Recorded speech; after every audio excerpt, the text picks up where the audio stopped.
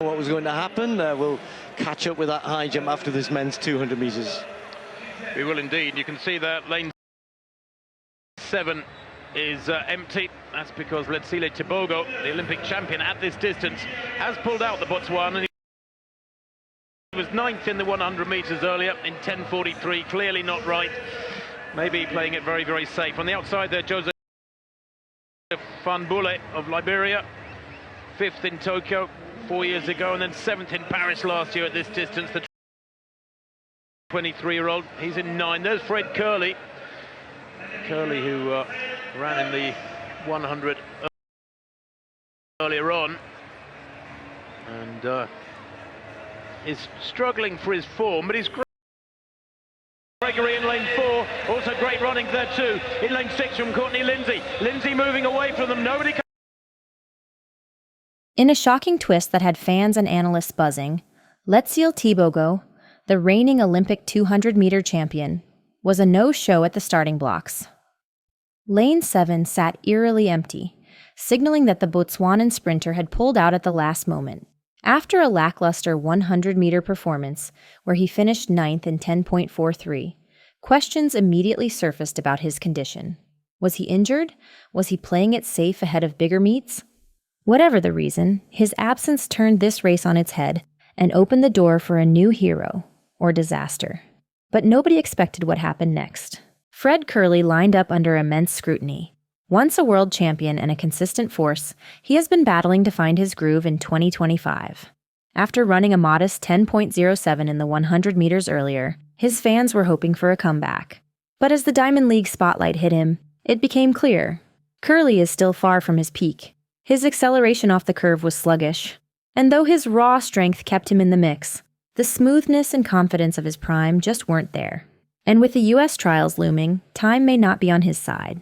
All eyes also turned to Wade van Niekerk, the South African icon making his long-anticipated return.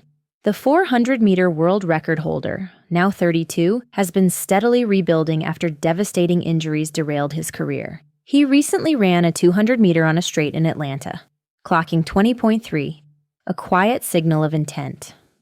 But this Diamond League race was his first real test. Could he still hang with the new generation? As he settled into the blocks, the tension was thick. His controlled pace, veteran calm, and signature finish reminded the world, Van Niekerk isn't done just yet.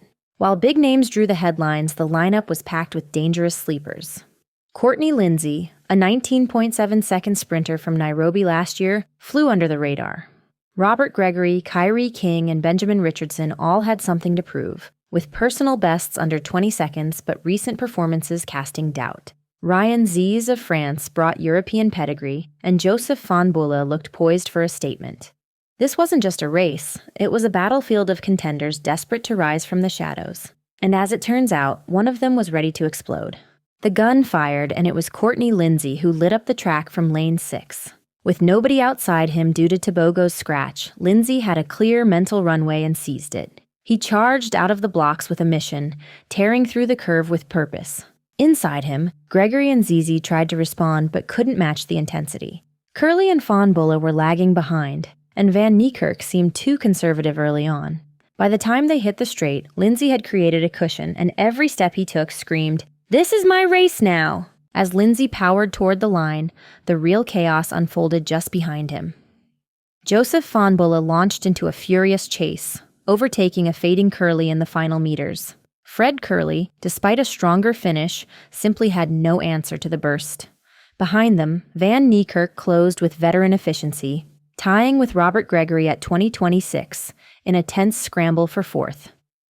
The clock stopped at 20:04 for Lindsey, just 0.01 off the meet record. The finish was clean, the result clear, and yet the shock hadn't settled. The underdog just smoked the field. Just a week earlier, Courtney Lindsey fell heartbreakingly short against Tebogo in Doha. That defeat clearly lit a fire. In Rabat, he returned not just sharper, but hungrier. His bend was technically flawless, and this time there was no one to reel him in. He didn't just win, he made a statement. His 20th of April was not only a season's best, but a reminder that he's a true contender heading into the peak of the season. And as the cameras followed him celebrating, one thing was clear. This wasn't luck. It was redemption. The aftermath sent shockwaves through the athletics world. Tebogo's mysterious withdrawal raised more questions than answers. Kerley's bronze reignited doubts about his form and readiness for the U.S. trials.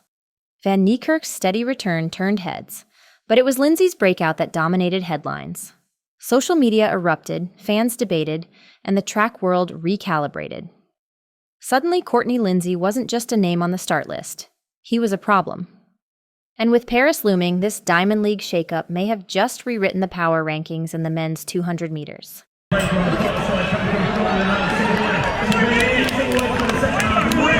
Contender!